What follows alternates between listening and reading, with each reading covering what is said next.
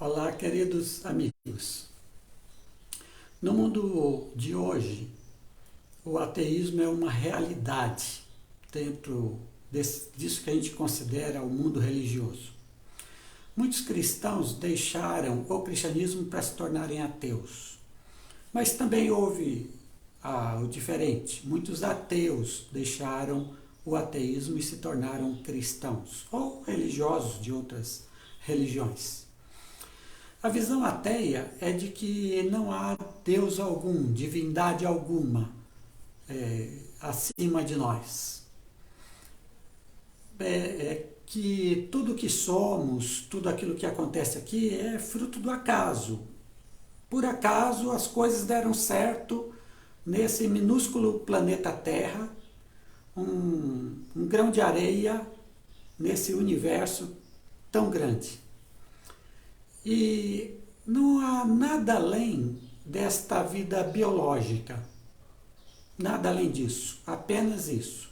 Então, quando a pessoa morre, termina tudo. Logo, segundo a visão ateia, não existe propósito na existência humana. O ser humano vive aqui, mas não há nenhum propósito para o depois. É apenas a vida aqui. E ele deve viver conforme sua razão. Para o ateísmo, Deus ou os deuses são criações da mente humana. A mente que tudo cria e que observa e tira deduções daquilo que observa. Portanto, estamos aqui de passagem, somos fruto do acaso e vamos desaparecer na morte. Ateus não são pessoas do mal, nem são pessoas imorais.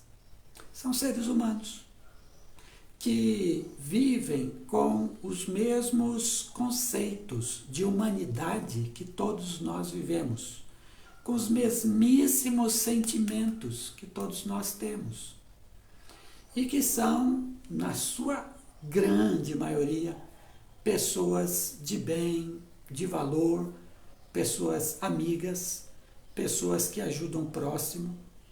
Então, quanto à conduta, são pessoas de bem. E por serem pessoas como todo mundo devem ser sempre bem tratadas por todos e não discriminadas por serem ateus. Estas pessoas são pessoas que fazem parte de nossa vida, que estão conosco. E por isso devemos ter por elas o melhor apreço possível. Tudo agora, uma coisa básica que acontece entre os ateus, uma visão básica, é de que tudo acontece igual para todo mundo. Alegrias, tristezas, dores, vitórias, derrotas, tudo acontece indistintamente para todo mundo. Quer a pessoa seja boa ou não, quer a pessoa acredite em Deus ou não, quer aconteça o que quer que seja, tudo acontece igual. Então, a pergunta é, se tudo acontece igual para todo mundo, por que Deus? Por que haveria um Deus que cuidaria de um grupo de pessoas e não de outro? Porque é um Deus que amaria alguns e não outros se as pessoas fazem as mesmas coisas e se tudo acontece de igual com todos. Por que um Deus? A Bíblia, ela pode dar uma parte de razão a esse grupo, ao pensamento desse grupo. Porque a Bíblia vai dizer que os acontecimentos da vida são os mesmos para todo mundo, e que, portanto, se você olhar por uma via apenas racional, não há o que diferenciar entre o crente e o incrédulo, não há o que diferenciar. Mas tudo muda se a forma como eu olho a vida, se nela se contém um ingrediente chamado fé. E no nosso caso, fé em Jesus Cristo. É sobre isso que a gente vai meditar hoje e eu chamo você para me acompanhar naquilo sobre o qual vamos falar. Eu vou ler 2 textos bíblicos que eu acho interessante para a questão desse assunto. O primeiro é Eclesiastes, capítulo 9, versículos 1 a 3, a primeira parte. 9, 1 a 3. Leio assim. Deveras a tudo isto apliquei o meu coração para claramente entender tudo isto, que os justos e os sábios e as suas obras estão nas mãos de Deus. Se é amor ou se é ódio, não sabe o homem. Tudo passa perante a sua face. Tudo sucede igualmente a todos. O mesmo sucede ao justo e ao ímpio, ao bom e ao mau, ao puro e ao impuro, assim ao que sacrifica como ao que não sacrifica, assim ao bom como ao pecador, ao que jura como ao que teme o juramento. Este é o mal que há em tudo quanto se faz debaixo do sol, que a todos sucede o mesmo. Também o coração dos filhos dos homens está cheio de maldade. Há desvarios no seu coração durante a sua vida e depois se vão aos mortos. O que é que o autor de Eclesiastes está dizendo? Vamos começar aqui no versículo 2. Ele diz que tudo acontece igualmente a todos. E ele faz aqui uma série de diferenciações, justo e ímpio, bom e mal, puro e impuro, e por aí vai. Ou seja, ele classifica os seres humanos como pessoas boas, pessoas ruins. Pessoas que temem a Deus, pessoas que não temem. Sempre desta forma, nesta dualidade, o sim e o não, no que quer que seja. Ele diz assim, mas veja, tudo acontece igual a todo mundo. A dor não vem só para quem é ruim, a dor vem para quem é bom também. Quer ele tenha merecido ou não, a dor vem. E para o ruim, quer ele tenha merecido ou não, a dor vem. As derrotas vêm para os 2 tipos de pessoas. Ou seja, tudo acontece igual para todo mundo. As vitórias também, as coisas boas também. Acontece tanto para gente boa quanto para gente ruim. Então, o que o autor de Eclesiastes está dizendo, ele está observando a vida tal como ela é, ele está dizendo o seguinte, não há, em termos de o que acontece, não tem esse negócio, porque é bom acontece coisa boa, porque é ruim acontece coisa ruim. Porque crer em Deus, tudo vai dar certo. Porque não crer em Deus, tudo vai dar errado. Não! Ele diz, é tudo igual. Tudo acontece a todos, diz ele aqui. E isso é interessante. Então, a consequência lógica de tudo acontece a todos é o verso 3. Na qual ele diz, este é o mal que há em tudo quanto se faz debaixo do sol, que a todos sucede o mesmo. Então, quer dizer, não há nesta vida como diferenciar. Se você crê em Deus, olha a sua vida, está tudo indo bem. Não, você é um ateu, você descrê até que exista um Deus. Veja, sua vida está indo toda ruim, lá para baixo. Não. Ele diz, tudo acontece a todos.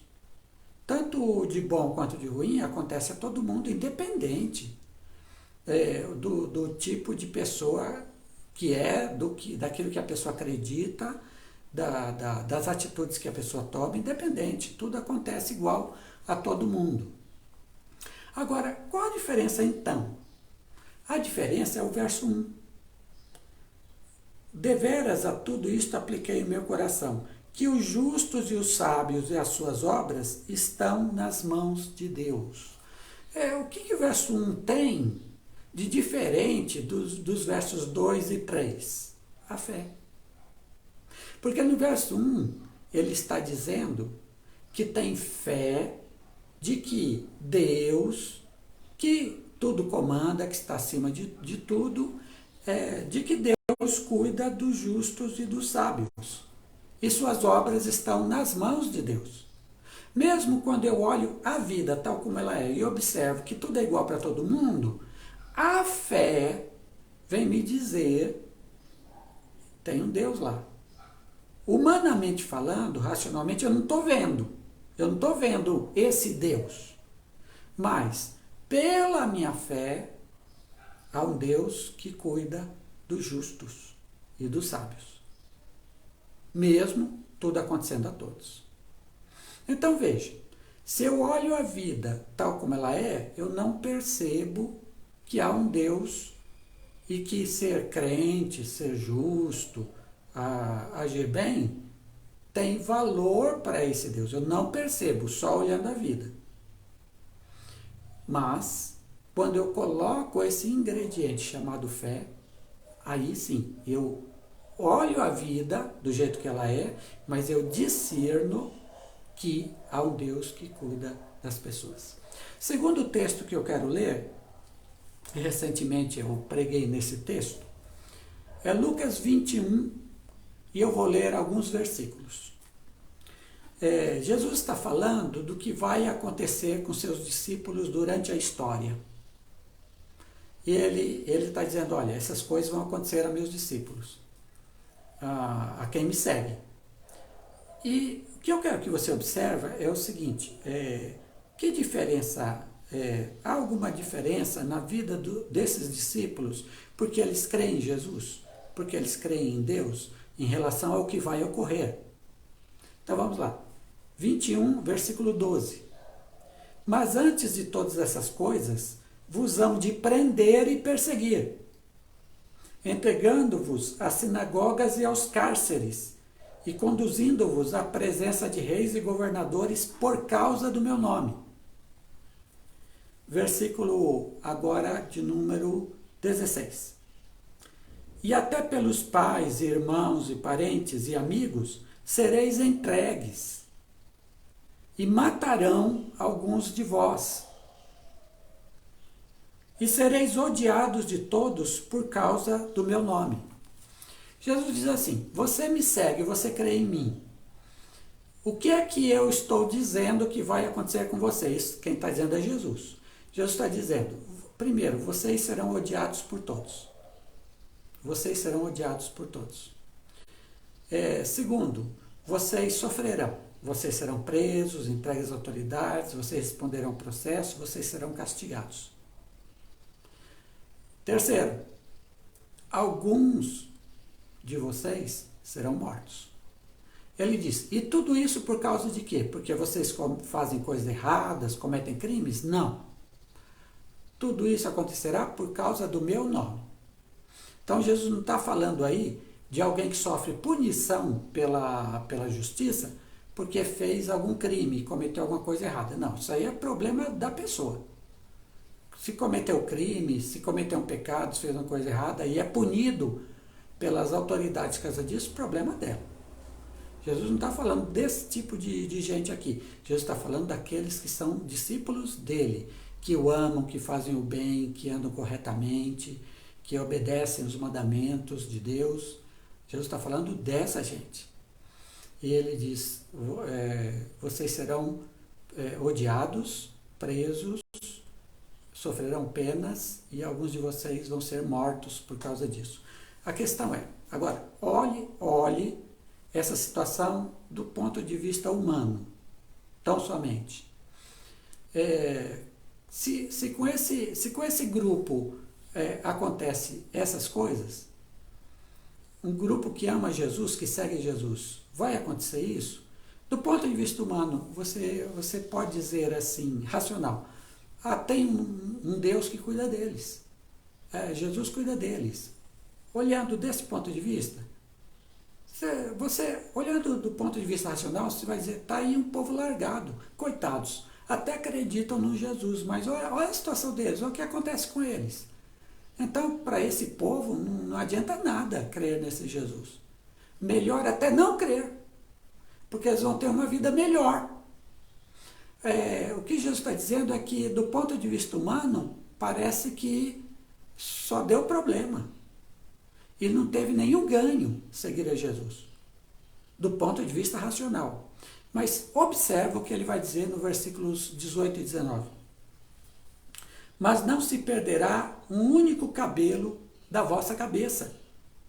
Pela vossa perseverança ganhareis as vossas almas. Se a gente lê até o verso 17, a gente diz, vale a pena isso? Nós dizemos assim, que adianta crer nesse Jesus, se o resultado é esse negócio, prisão, dor, sofrimento, até morte, que adianta crer?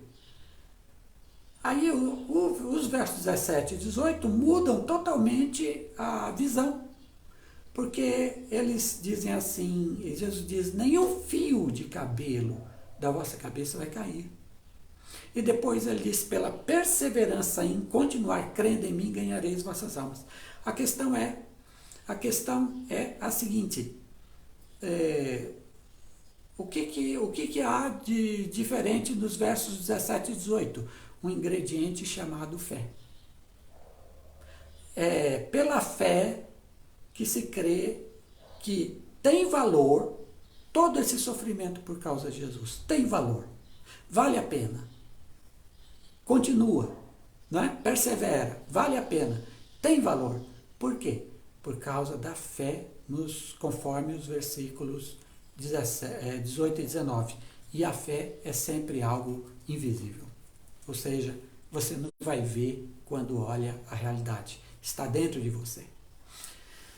Há duas formas, então, de ver a vida. Uma sem Deus, baseada na razão somente. Então, você vai viver só com a sua razão.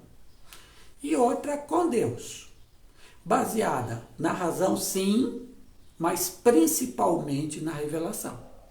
A revelação é que vai ter a força para dirigir seu pensamento e sua vida.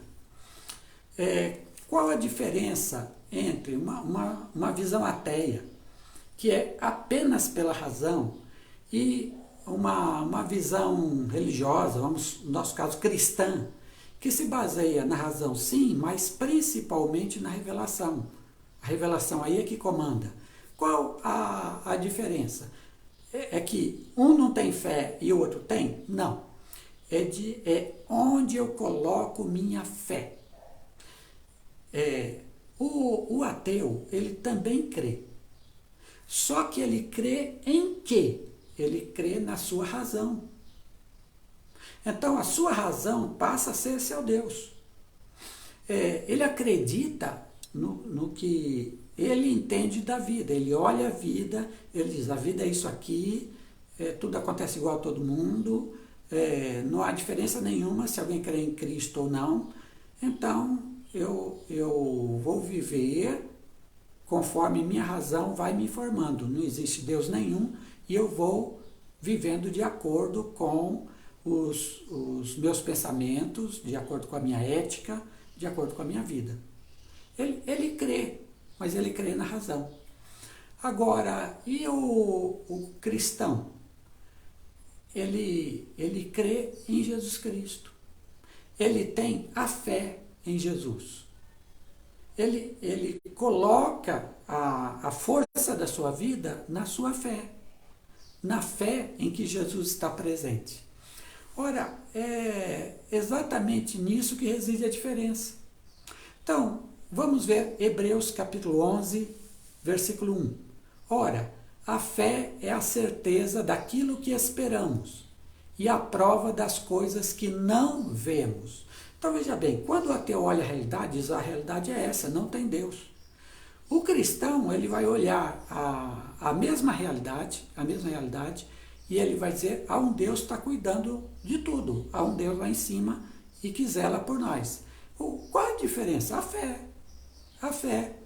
A fé me faz ver coisas que pelos meus olhos eu não vejo. É por isso que o cristão vai crer em Deus, vai crer em Jesus. Porque ele vê coisas que com os olhos físicos jamais ele verá.